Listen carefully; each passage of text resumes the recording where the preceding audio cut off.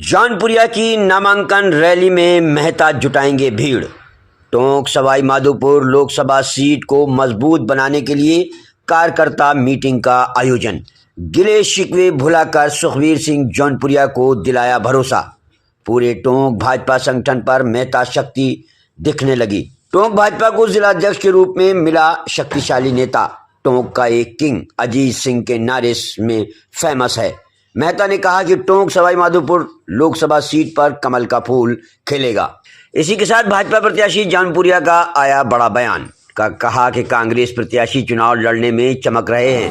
मैं आपके माध्यम से बताना चाहूँगा कि कहीं लोकसभा कांग्रेस प्रत्याशी टिके रहे। मुझे ये डर है कि कहीं मैदान छोड़कर भाग न जाएं। अक्सर कांग्रेस में इसी तरह के बयान आ रहे हैं और कांग्रेस के प्रत्याशी डरे हुए हैं। मोदी के नेतृत्व में चुनाव लड़ा जा रहा है और कार्यकर्ताओं में काफी उत्साह है। जिलाध्यक्ष अजीत सिंह मेहता ने आज मीटिंग ली। उसमें कार्यकर्ता उपस्थित रहे और 2 अप्रैल को होने वाली नामांकन रैली में काफी संख्या में जनसैलाब उमड़ने वाला है। भारतीय जनता पार्टी टोंक की भाजपा जिलाध्यक्ष अजीत सिंह मेहता की नेतृत्व बैठक का आयोजन, जिसमें कई मंडलों की संयुक्त बैठक लोकसभा चुनाव एवं 2 अप्रैल को टोंक सवाई माधोपुर लोकसभा के प्रत्याशी सुखबीर सिंह जौनपुरिया के नामांकन रैली की तैयारियों को लेकर बमौर गेट स्थित कार्यालय पर आयोजित की गई। भाजपा प्रत्याशी सुखबीर सिंह जौनपुरिया, जिलाध्यक्ष अजीत सिंह मेहता, लोकसभा संयोजक नरेश बंसल एवं जिला प्रमुख श्रीमती सरोज बंसल ने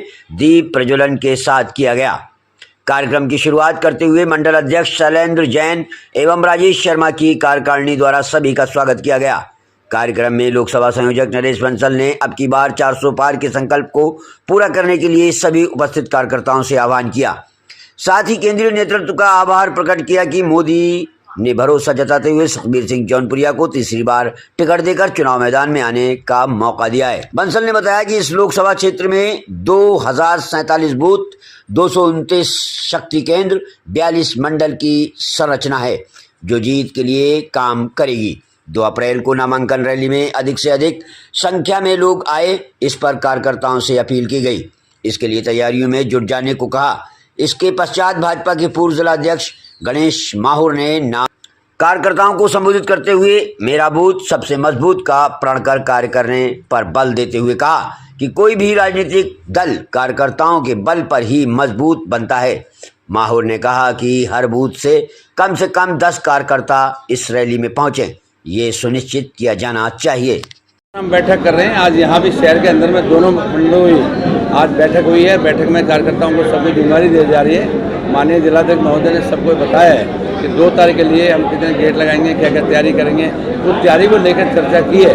तो मैं समझता हूँ 2 तारीख को करीब 20,000 की संख्या में हमने लोग बुलाए हैं। तो मैं समझता हूँ सबकी तैयारी के लिए कुछ करना पड़ेगा, उसके बारे में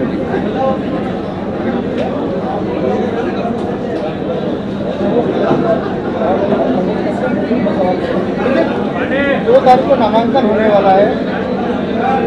कौन इसमें बड़ी हस्तियाँ आने वाली हैं, किस तरह चुनाव का आगाज होने वाला है? देखिए, मैं समझता हूँ प्रदेश के यशस्वी मुख्यमंत्री माननीय भजनलाल शर्मा जी का हमने दिखवाया है, वो आने की कोशिश है कि वो आएंगे, या दोनों डिप्टी सीएम भी बुलाए हमें, वो भी आएंगे।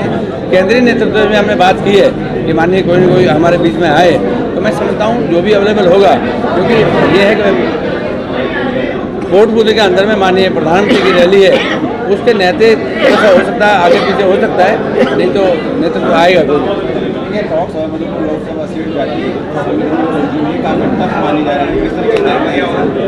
मैं समझता हूँ सबको देखते हुए जो 10 साल लगातार जनता के बीच रहे हैं, वो जनता को इस बात का जो मान सम्मान प्यार दिया है, उस सबको देखते हुए कोई जाति समीकरण आड़े नहीं आता।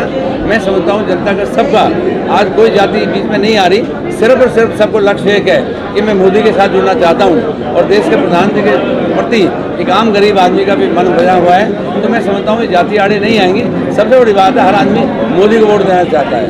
कांग्रेस के प्रत्याशी लगातार चुनाव लड़ने से मना कर रहे हैं। राजेंद्र ओला ने भी अब लड़ने से मना कर। मैं भी आपके माध्यम से यही दुआ करूँ कि मेरा भी भाग ना जाए, कम से कम यही आदमी लड़ ले, कहीं ऐसा ना हो नामांकन करते तो रुके। तो इसलिए यही चाहते हैं कि कांग्रेस में जिस हिसाब का माहौल बना हुआ है, आज कोई भी आदमी कांग्रेस में टिकने को तैयार नहीं है, ना कोई चुनाव लड़ने को तैयार है और ना ही उस चुनाव में कोई तंत्र है। मैं समझता हूँ जहाँ जहाँ भी गठबंधन करे थे सारे गठबंधन टूट गए, चाहे वो बिहार हो चाहे महाराष्ट्र हो, कहीं भी है। तो मैं समझता हूँ जब नेतृत्वहीन हो जाता है तो आज कांग्रेस नेतृत्वहीन हो रही है, क्योंकि राहुल गांधी को खुद को नहीं पता कि मैं क्या कह रहा हूँ, क्या बोल रहा हूँ। उससे इसलिए कोई आदमी उसको मानने को तैयार नहीं है। उससे ज़्यादा कांग्रेस से ज़्यादा सीटें और कई नेता ले रहे हैं जो वहाँ पर क्षेत्रीय दल हैं, तो इसलिए कोई भी उसके नेता को स्वीकार करने को तैयार नहीं है।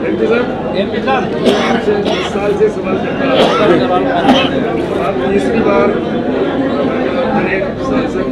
रेल के बारे में क्या हम ये समझेंगे किस ट्रेन में रेल आ जाएगी? मैं समझता हूँ 100% मैं आपको ये बता दूँ कि 100% आज ये मान के चलो सबे पता है, हर आदमी इस बात का यकीन करता है कि ये कोई झूठी अफवाह नहीं है कि देश के प्रधानमंत्री जिस साहब का आप शिलान्यास करते हैं उसका लोकार्पण भी करते हैं। आज आप मान के चलो, मैंने जिस दिन सुरैली की बात हुई थी मैं माननीय मंत्री से मिलकर आया था, मंत्री ने कहा कि माननीय प्रधानमंत्री से बात होगी, हम करेंगे। 100 करोड़ रुपये ट्रांसफर हो गया। मैं समझता हूँ इस 5 साल के अंदर में रेल की सीटें आएगी। ज़्यादा मालपुरा में 56,000 की मिली।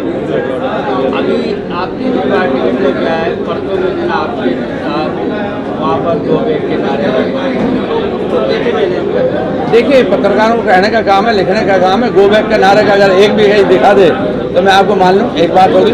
दूसरी बात, जो कार्यकर्ताओं ने, एक कार्यकर्ता जो सबसे ज़्यादा कह रहा था वो आमली, नरेंद्र सिंह आमली, वो कह रहा था मेरे को दुपट्टा नहीं पहने दिया आपने, मैं आपको चांदी का दुपट्टा ला के दे दूँ। तो इस टाइप की हरकतें गो बैक नहीं है। मैं आपके सामने अभी 4 दिन लगातार थोड़ा मालपुरा गाँव के दौरे करके आया था, मुझे कहीं कोई नहीं दिखाई। मोदी जी के नाम के अलावा क्या चुनाव? मैं समझता हूँ मोदी के नाम ही बहुत बड़ी बात है हमारे पास।